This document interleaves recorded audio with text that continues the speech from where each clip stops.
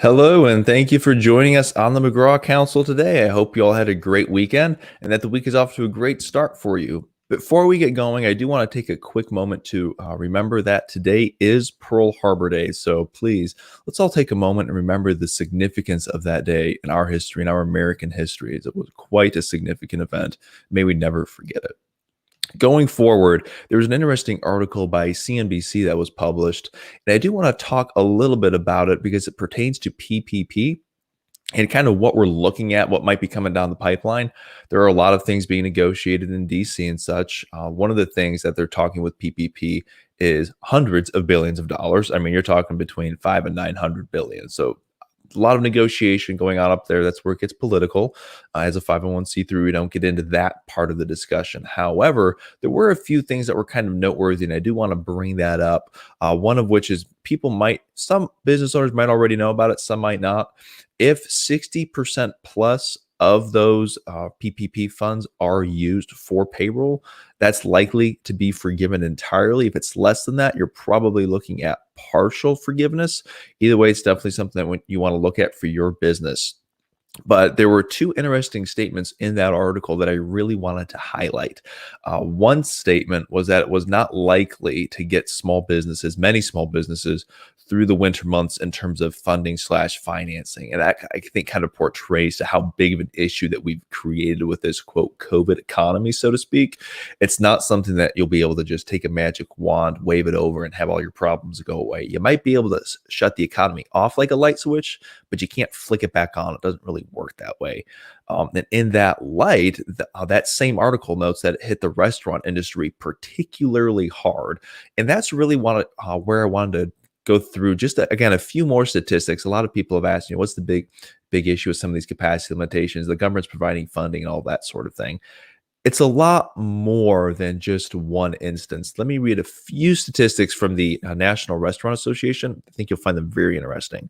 There are over 1 million restaurants in the United States, about 15.6 million people employed in the restaurant industry, which is, by the way, about 10% of the American workforce. So no small chunk. About 90% of those restaurants have fewer than 50 employees. So these restaurants are truly small business. The number of middle-class jobs in the restaurant industry grew about 84% between 2010 and 2018, which is about 3 times the rate of the normal economy. So it's a really good jobs producer. It really helps bring people up and through the middle class. It's really what you want. But here's the other important statistic, again, from that same line of reasoning, that same source. The average small business restaurant owner can expect a profit margin of 3 to 5%. So it's pretty darn tight.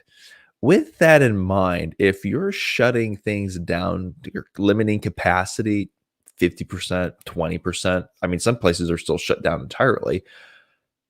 That restaurant isn't exactly going to have a lot of cash to last very long. And I know we've cited the same source before, but earlier this year, McKinsey & Company ran a study.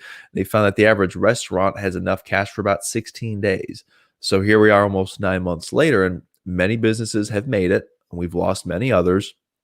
But managing that cash flow is quite a task, to say the least.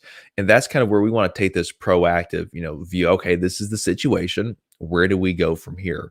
If you're a restaurant looking to get some of that PPP funding, a couple of takeaways, 3 really important takeaways. First and foremost, make sure that your books are in order and up to date. If your accounting and your books and all of that financial management is backdated and behind, there are a lot of other companies that are going to be keeping their books in order and will get their applications reviewed and approved first. So if you want to take a jab, so to speak, at this next round of PPP, whenever it comes out, it's almost a certainty that it will at some point. When that next round comes, you're going to have your books in order if you want to maximize the likelihood of you getting that funding. So please make sure that your books are in order. Secondly, build a pro forma for the next 12 months. Take a good look at your cash flow. I know 2020 was a very, very unusual year in terms of cash flow, and planning in the future is going to be very difficult. but you're still going to have to make that prediction.